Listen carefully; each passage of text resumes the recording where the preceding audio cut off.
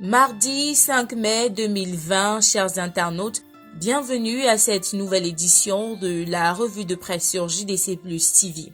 Ouvrons avec le quotidien Mutation qui titre « Coronavirus, le masque tombe » pour parler du relâchement observé chez plusieurs après l'annonce de l'assouplissement des mesures barrières contre le Covid-19 par le gouvernement. Le journal indique que le port du cache-nez est en chute libre. Il fait un procès sur les mesures d'assouplissement du gouvernement à travers des reportages, réactions et analyses des experts à retrouver de la page 6 à la page 13 de son édition de ce jour. Mutation parle également du nouveau président du conseil d'administration de la société de recouvrement des créances, Robert Bapoli-Pot, désigné hier à Yaoundé lors d'une réunion du conseil d'administration. Il a été nommé membre de cette instance par décret présidentiel le 30 avril dernier. Il remplace Joseph Oona, récemment nommé membre du Conseil constitutionnel. Pour plus de précisions sur qui est Robert Bapoli-Pot, lisez la page 15 du quotidien Mutation, paru en kiosque ce mardi 5 mai 2020. Mesures contre le coronavirus, assouplissement oui, relâchement non. Titre Cameroun Tribune, le quotidien national bilingue indique que les mesures prescrites par le président de la République jeudi dernier visent à soulager les ménages et les entreprises, mais il n'est pas question d'abandonner l'observance des gestes barrières sous peine d'assister à une remontée fulgurante du nombre de personnes contaminées.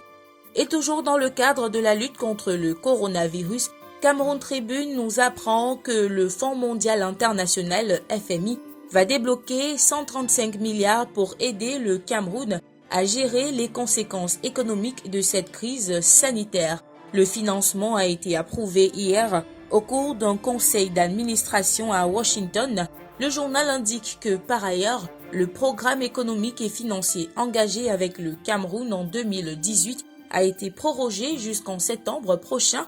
Vous aurez tous les détails à ce sujet en page 3 de votre journal paru en kiosque ce jour. Nous poursuivons notre revue de presse avec le quotidien Le Jour qui parle également de l'aide du Fonds mondial international au Cameroun dans le cadre de la lutte contre le Covid-19. Le journal d'Amanmana souligne que le banquier de Washington a annoncé qu'il sera regardant sur les éléments de la gestion de cette aide. Nous parlons toujours et encore de la lutte contre le Covid-19, mais cette fois-ci avec le quotidien Le Messager qui renseigne sur les péchés capitaux du ministre de la Santé publique, le docteur Malachi Manaouda. Selon Le Messager, il est solitaire entre ses proches collaborateurs qu'il aurait confinés dans l'ombre. Il ignore l'ordre national des médecins et la liberté d'exercer des médecins qu'il bafoue en interdisant le scanner.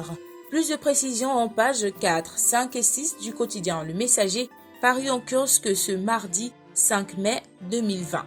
Refermons cette édition de la revue de presse avec la météo qui parle des excuses du quotidien Mutation à l'endroit du ministre de la Recherche scientifique et de l'Innovation, Madeleine Tchouenté, faisant suite à une interview imaginaire publiée dans son édition du 29 avril 2020.